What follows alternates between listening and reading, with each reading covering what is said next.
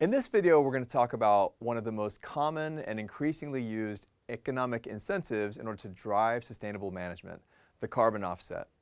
Now, in our daily lives, there are often many occasions where we may be offered an option to show that we care about the environment by offsetting our carbon footprint. Now, you've probably come across these programs when you're flying with the airlines, maybe when you're in a restaurant dining, or even when you're trading stock. Now, technically, everything we do generates carbon emissions, from eating, drinking, taking a shower, driving, or taking public transport, to the clothes we buy and wear, the electricity we use to power our homes and workplaces. Now, for example, your individual carbon footprint for a round-trip air flight from Hong Kong to Tokyo is 0.78 tons of carbon emissions. But what does that mean? And it kind of sounds negligible. But when you combine the carbon emissions generated by all 8 billion people on our planet, our collective carbon emissions are massive, and they're a main cause of the climate crisis that we're seeing today. That's why carbon offsetting appeals to some people, especially companies that are major carbon emitters, like those in the oil and gas industry, for example. Now, if you could pay some money to sponsor a project in China or Peru that claims to help you offset some of your carbon footprint by planting trees or providing households in the global south with more fuel-efficient cook stoves, why not? Sounds good, right? But scandals around carbon offsets have prompted more people to ask whether carbon offsetting schemes can effectively reduce carbon emissions and improve the well-being of people in developing countries, as they often claim to. Now, before we dive deeper, let's first take a look at the history of carbon offsetting. Now, in the 1970s, one of the first tradable emission offset mechanisms was created as a result of major amendments to the U.S. Clean Air Act. Now, this was a time when reports were published by scientists warning of the dangers of climate change, and businesses considered strict environmental regulations as, quote, growth bans. Now, to incentivize companies to reduce their carbon emissions, the U.S. government introduced a market-based carbon offset mechanism that allowed companies that have exceeded their quota for carbon emissions to pay another company to reduce its emissions of the same pollutant. In 1990, further amendments to the same U.S. law introduced the concept of cap-and-trade system. Now, instead of the government telling polluters how to clean up their act, the marketplace-based approach imposed a cap on the amount of emissions permitted for each company. This was also called the, quote, right to pollute. Now, companies can choose to work within the cap by switching to renewable energy or remanufacturing their products. However, companies that have overshot their permitted amount of emissions had the option of paying other companies or nonprofits to help them offset their emissions by investing in carbon-reducing projects. 5 years after the cap-and-trade mechanism became law as part of the U.S. Clean Air Act, acid rain emissions in the U.S. fell by 3 million tons, which was way ahead of the schedule required by law. And the law only cost polluting utility companies around $3 billion USD instead of the estimated $25 billion. Then, in 1997, the Kyoto Protocol was adopted to implement the objective of the United Nations Framework Convention on Climate Change, or UNFCCC, which was to commit countries to reduce greenhouse gas emissions. It was also under the Kyoto Protocol that the carbon market was created, with the introduction of 3 market-based mechanisms as additional means to help countries achieve their respective emissions reduction targets. Now, fast forward to almost 3 decades later today, carbon offsets are everywhere, and some firms would have us laypeople believe that we too can cancel out our carbon footprint by paying a small fee to support projects that these firms claim to sequester carbon emissions in developing countries. Now, this is known as the, quote, voluntary carbon market, or VCM, a decentralized space where people and businesses can choose to buy credits to offset their emissions. Now, according to McKinsey, the unregulated market for these offsets could hit 50 billion USD as soon as 2030 and grow 100-fold by 2050. Now, in the carbon market, 1 carbon credit represents a metric ton of avoided or captured carbon that companies and individuals can purchase to meet their environmental goals. Now, crucial to these voluntary carbon markets are carbon offset registries, which develop standardized protocols to certify carbon offset projects in order to issue carbon credits. Now, registries also keep track of available credits in the marketplace. For example, when offsets are purchased, registries are responsible for tracking the retirement of credits to ensure that the 2 purchasers cannot claim the same verified carbon reduction. Now, the registries are also responsible for managing and monitoring ongoing project activities. So in theory, The role of carbon offset registries is to serve as a third party between project developers and buyers to ensure the offsets sold deliver the promised environmental impact in a transparent and traceable way. And once the environmental benefit of a carbon offset is claimed, it is the registry's responsibility to retire it from the market. Now, although there are a number of registries worldwide, more than 70% of the voluntary carbon market is currently controlled by Verra, a tax-exempt nonprofit corporation based in Washington, D.C. with the United States. Now, within subdomains of the voluntary carbon market, such as the reduced emissions from deforestation and degradation projects in the developing world, Verra maintains a near monopoly over the entire market. So the problem with carbon offset registries is that there are many of them, and they have each created their own methods to certify, issue, and retire offsets. Now this means that the carbon market is fragmented with no primary accounting system for all available offsets. And without a single source of truth for retirements, it can be difficult to ensure that every offset is retired accurately.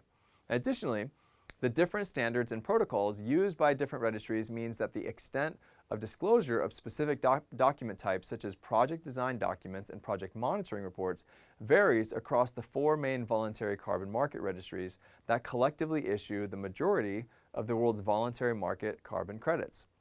As a result, it can be difficult for buyers of carbon offsets and members of the public to know whether the carbon offsets effectively reduce or avoid carbon emissions, or whether they're just, quote, a license to pollute. So to better understand some of the problems caused by the carbon offset registry's lack of transparency and accountability, let's take a look at a scandal involving Verra. In January 2023, a collaborative investigation conducted jointly by The Guardian, German weekly Die Zeit, and nonprofit investigative journalism organization Source Material found that over 90% of rainforest carbon credits issued by Verra were, quote, phantom credits and, quote, worthless. Moreover, the investigation found that some of Verra's carbon offset projects used by companies like Gucci, Salesforce, and Shell for environmental claims might have infringed on the human rights of the indigenous communities, including forced eviction from their homelands. Now, this is corroborated by Carbon Brief's in-depth search of news reports and investigations published by newspapers, broadcasters, and online media between August 2018 and August 2023. According to the UK-based investigative journalism organization, more than 70% of the reports it examined found evidence of carbon offset projects causing harm to indigenous people and local communities. Indigenous peoples have been forcibly removed from their land because of carbon offsetting in the Republic of Congo, the Democratic Republic of Congo or DRC, the Brazilian, Colombian, and Peruvian Amazon, Kenya, Malaysia, and Indonesia, according to reports analyzed by Carbon Brief. Now, one example of human rights infringement took place in the Cordillera Azul National Park, a stretch of the Peruvian Amazon in the foothills of the Andes, run by a nonprofit organization called CIMA. Now, according to the investigation of the Associated Press, the establishment of the national park allegedly had devastating consequences for the indigenous Quechua tribe. One tribe member told the Associated Press that when the park was first established in 2008, his traditional hunting gear was seized by armed guards from CIMA who told him he could no longer use his ancestral land to gather food. Now, in addition to human rights violations, some carbon offset projects overstated their ability to reduce carbon emissions. In fact, some 43% of the reports examined by Carbon Brief found evidence of exactly this. This includes accusations of fossil fuel companies knowingly using tactics to inflate the offsetting potential of their projects, potentially increasing carbon emissions and exacerbating climate change. And the Cordillera Azul National Park actually offers another example of this overstating of carbon reduction. Now, according to founding documents read by the Associated Press, the project was launched in 2008 and was among the world's largest such ventures that aimed to prevent, quote, all deforestation in the park. But by 2024, more than 28 million credits had been sold for the Cordillera Azul project, enough to offset 28 million tons of carbon dioxide. But according to Space Intelligence, a for-profit company that uses satellite mapping to verify carbon credits, tree canopy loss jumped from an average of 262 hectares, about 650 acres, per year in the 5 years before the project launched to an average of 572 hectares or 1,400 acres per year from 2009 to 2021, the last year for which data was available. Now, one major consequence of scandals like this is reputational damage for companies that buy carbon credits to support these projects, like Shell and Total Energies in the case of the Cordillera Azul National Park. Sometimes corporate reputational damage means lawsuits. So let's take a look at the case of Delta Airlines. In February 2020, the U.S. airline announced plans to go carbon neutral, pledging $1 billion to mitigate all greenhouse gas emissions from its business worldwide over the next decade.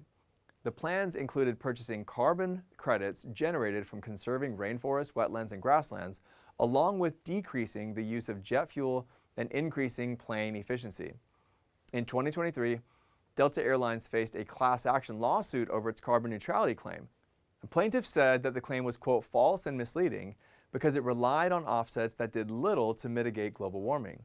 The legal action, filed in California and the U.S. in May of 2023, targeted Delta's statement that it was, quote, the world's first carbon neutral airline, a claim it has made in advertisements, LinkedIn posts, in-flight napkins, and comments by company executives, according to the lawsuit. The class action lawsuit says that Delta's carbon neutrality claim is demonstrably false, as it heavily relies on junk offsets that do nothing to counteract the climate crisis. Now, legal representatives for the clients bringing the case said, quote, the language carbon neutral is so provocative. When companies say, don't worry about our emissions, they're sorted. They're communicating complacency. They're letting consumers pay to feel better and not have to worry about the impact of their consumption. But that is counterfactual to reality and is not something that you can pay away. This is more than a climate change case. This is also a business case. People are paying more for these greener products. If a company like Delta is raking in a premium by claiming they do it first, then doing a huge advertising blitz to try to get people to fly again, we think that's unfair to other companies that are buying higher quality offsets or doing far better sustainability-wise, and frankly, unfair to consumers, close quote. Now, the science is unequivocal about the urgency to prevent a 1.5 degrees Celsius rise in global temperatures higher than pre-industrial levels.